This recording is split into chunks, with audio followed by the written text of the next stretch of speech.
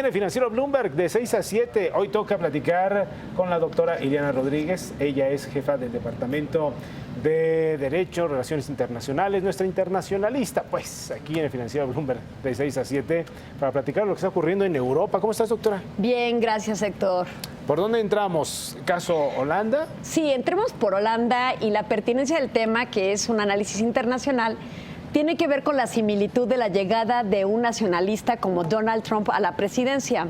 En Holanda había dos candidatos muy fuertes. Por una parte un nacionalista de apellido Wilders, nuevo dentro de la política, y el que ya existía, que es el primer ministro actual, que es Mark Rutte. Mark Rutte representa también al movimiento conservador y liberal, pero no está en el extremo de Wilders, que era un candidato sólido y que no llegó en las votaciones de este miércoles en Holanda.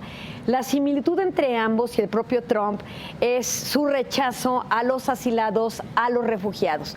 En el caso de Wilders, por ejemplo, tenía hasta la similitud del uso del tupé, que Trump dice que no es un tupé y que es su cabello. Pero bueno, más allá de ello, rechaza a todos los extranjeros o a los migrantes refugiados o asilados.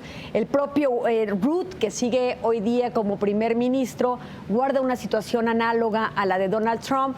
Él, en su caso, detesta a los marroquíes y ha hecho toda una cruzada en contra de las mezquitas en Holanda, así es que tienen características similares. Sin embargo, llega Rutte al gobierno otra vez en Holanda, pero no le va a ser tan fácil gobernar, porque formar gobierno, que se compone de 150 escaños o plazas dentro del Parlamento, requiere, para poder presentar iniciativas y que éstas dominen, una mayoría de 76 escaños. Y solamente el partido del propio Rutte, que es el de Libertad y Democracia, obtuvo 33 escaños. Puede obtener 19 más con otras alianzas y los 14 que le faltarían quizás del Verde para que lleguen al 76. Ellos, el movimiento verde en realidad es el animalista, pero representa a los verdes. Y si logra estas alianzas, pueden llegar a formar gobierno y que las iniciativas que se presenten en el Parlamento tengan un impacto importante. Pero nuevamente los nacionalistas en la escena de todo lo que es la política. Algo interesante es que, a diferencia de Wilders, Rutte sí mantiene una posibilidad dentro de la Unión Europea, es decir, tiene una visión compartida integracionista europeísta que Wilders no tenía. Si hubiese llegado Wilders a la presidencia, seguramente hubiéramos visto el camino de Holanda para salir de la Unión Europea. Rechazan todo lo que tenga que ver con el exterior. Entonces, Holanda se mantiene por la tónica que hasta el momento lleva, y eso es una buena posibilidad, pero también representa que los holandeses están observando lo que ocurre en Estados Unidos, precisamente con la política de Trump, y pareciera que entonces no quieren lo que allí ocurre, y por eso otra vez vuelven a votar por Rutte, para no tener esta fragmentación que se está viendo, por ejemplo, con Escocia y el Reino Unido después de su anuncio de la salida de la Unión Europea con el Brexit. Un nacionalismo extremo que no se votó, ¿no? O que no se manifestó a su favor. Ahora, voy a esto, y la pregunta va a esto, doctora.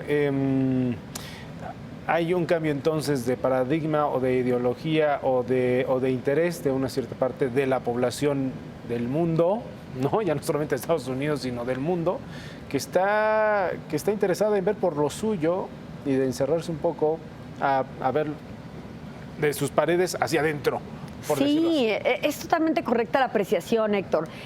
Yo no pienso que haya un agotamiento en sí de las formas de gobierno, como lo es propiamente el sistema democrático, sino lo que veo es que efectivamente la inequidad ha llevado a los votantes a exigir más de los gobiernos, sean de izquierda o de derecha, en la búsqueda de esta equidad en las oportunidades y la obtención de un recurso que les permita su sobrevivencia. Al final, lo que la vida es una lucha, ¿no? Y ellos no están obteniendo ese resultado que les permita su realización. Así es que están agotados de la maquinaria sistémica que existe actualmente de estos gobiernos que no han sabido responder, y por eso esta corriente o contracorriente de lo que es el voto, como lo veníamos viendo. Aunque hay que decir que en Europa sí los gobiernos de derecha se han mantenido, pero no con una tónica de ultraderecha, donde existe esta xenofobia y de rechazo a los grupos y flujos migratorios. migratorios, que ahora estamos observando en una mecánica contradictoria a la esencia de la Unión Europea, que lo que promueve es la movilidad entre las fronteras, ¿no? Pero sí, sin duda, hay un agotamiento, tanto como, por ejemplo, y ahora un poco observando que este lunes la ministra principal de Escocia anunció que querrían hacer un nuevo referéndum para 2018 para que Escocia se separe del Reino Unido. Ahora Theresa May, que es la primera ministra del Reino Unido, ha dicho que no, que porque esto puede ensuciar el proceso de salida del Reino Unido de la Unión Europea. Otra vez la derecha marcando el ritmo de lo que puede ser positivo o no para la población en búsqueda de esta identidad perdida que tú bien refieres. Sí. No solo es el factor económico lo que está llevando a los votantes hacia estos grupos de derecha, sino incluso la búsqueda de esta identidad que la ven desplazada por la llegada de flujos migratorios que no pertenecen propiamente a su propia cultura y de la cual no están dispuestos a renunciar. Entonces también hay el componente cultural que es muy importante de estudiar. Sí, interesante, lo que interesante los tiempos Así que es. estamos viviendo. Y ahorita estaba pensando en el tema de lo cual yo sé que no eres especialista en materia política nacional, pero lo cual no te impide opinar. ¿Qué podría esperarse para México en medio de toda esta influencia tan cercana a Estados Unidos y también lo que permean en Europa? Bueno, ¿qué podría ocurrir en 2018? Yo te diría que hay un gran interés por parte de otros estados. Por ejemplo, precisamente esta semana y hoy por la mañana recibí 2 entrevistas de un diario brasileño y de uno ruso, donde tienen el temor, por ejemplo, o la duda de si un Carlos Slim se puede destapar rumbo a las elecciones en este país. Y la respuesta en este momento inmediata, porque es un terreno de la especulación, es que él no necesita eso, porque al final del día obtiene más como un hombre de negocios que como un hombre de la política.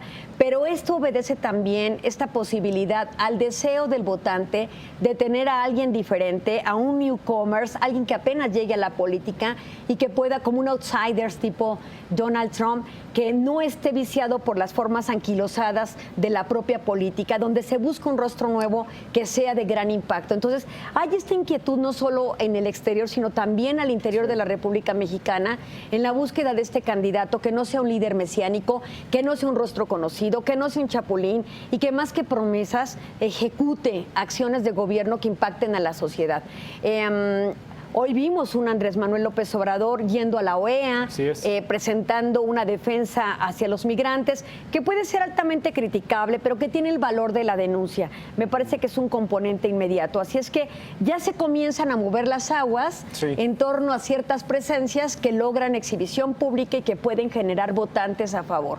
Va a estar muy interesante el 2018, sin duda. Sin duda. Doctora, muchas gracias. ¿Dónde se te consulta? ¿Dónde se te pueden consultar en Nos los vemos medios en Twitter, porque yo no soy anti-Facebook, pero soy tuitera y me pueden leer y podemos conversar en IL Rodríguez en Twitter. Ahí nos seguimos. Para que te busquen de Japón.